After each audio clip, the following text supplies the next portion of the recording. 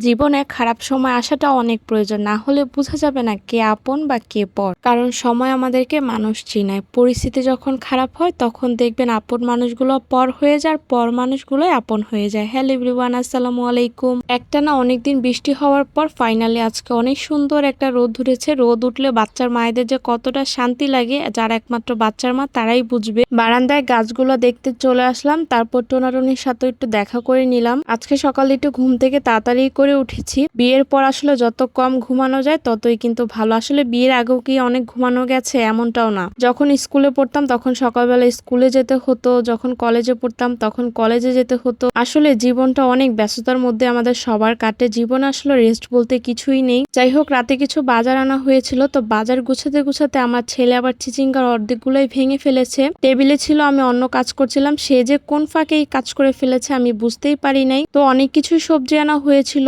চাল কুমড়া, বেগুন, ঢেঁড়স, চিচিঙ্গা, পেঁপে।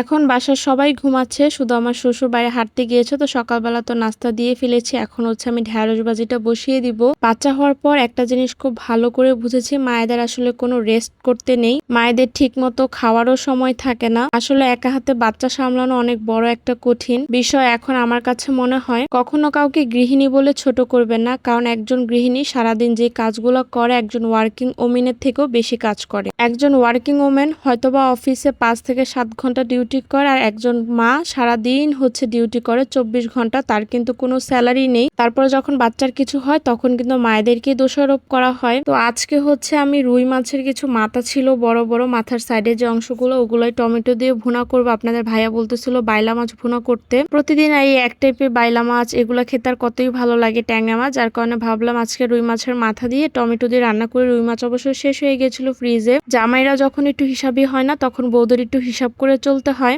আমার জামাই যেহেতু অল্প বাজার করতে পারে না, যার কারণে আমি কোনো জিনিস অপচয়ও করি না। সায়নের খিচুড়ির জন্য কাঁচকলা আনতে বলেছিলাম, তো সে অনেকগুলো কাঁচকলা নিয়ে এসেছিল। এখন ভাবলাম কাঁচকলা চিপস বানিয়ে ফেলি। আমার অনেকদিন ধরে ফ্রেঞ্চ ফ্রাই খেতে মন চাচ্ছিল, যার কারণে ফ্রেঞ্চ ফ্রাই বানাবো বলে সময় পাচ্ছিলাম না। তো বাসায় যেহেতু কাঁচকলা ছিল, ভাবলাম ফ্রেঞ্চ ফ্রাই না করে কাঁচকলা চিপস বানাই। কাঁচকলা চিপস খেতে কিন্তু অনেক ক্রিস্পি হয় আর মজাও লাগে। আমি এর আগে একবার ট্রাই করেছিলাম, যার কারণে আবার বানালাম। এদিকে আমার টমেটো দিয়ে মাছ ভুনাটাও হয়ে গিয়েছে, সাথে বুটের ডালটা আমি প্রেসার কুকারে দিয়ে দিয়েছিলাম। এই তো বুটের ডাল রান্নাটাও হয়ে গেছে খুব তাড়াতাড়ি। সন্ধ্যার দিকে তখন ঝুম বৃষ্টি হচ্ছিল, আর আপনাদের ভাইয়া বাইরে থেকে যখন বাসায় এসেছিল অফিস থেকে আসার সময় গরম গরম ফুলকো ফুলকো পুরি নিয়ে এসেছিল, সাথে সমোচা আর আমার শ্বশুরের জন্য রোল নিয়ে এসেছিল, কারণ বাবা যেহেতু সমোচা খেতে পারে না। তাই এই ওয়েদারে গরম গরম ফুলকো পুরি খেতে কিন্তু ভালোই লাগে। কারো জীবনে খারাপ সময় সব সময় থাকে না, কিন্তু খারাপ সময় কে পাশে থাকে এটাই কিন্তু সব সময় মনে থাকে। নিজের প্রতি এইটুকু বিশ্বাস আছে আমার, ইনশাল্লাহ আমি ভালো কিছু করতে পারবো। তাই জীবনে থেমে থাকা যাবে না। তো এই ছিল আমার আজকের ব্লগ। সবাই ভালো থাকবেন, আল্লাহ হাফেজ।